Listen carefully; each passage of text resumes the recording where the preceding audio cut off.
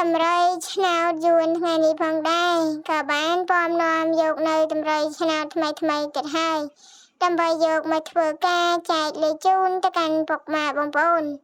ហើយសម្រាប់តម្រុយឆ្នោតយួនថ្ងៃនេះផងដែរក៏មិនខុសពីរាល់ដងក៏សូមពុកម៉ែបងប្អូនទាំងអស់គ្នា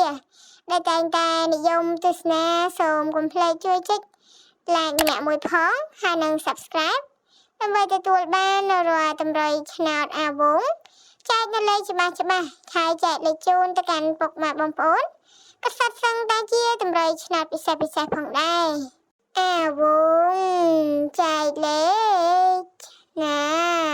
ត20កូដអាវងចែកលេខឆ្នោតអូខ្ទង់20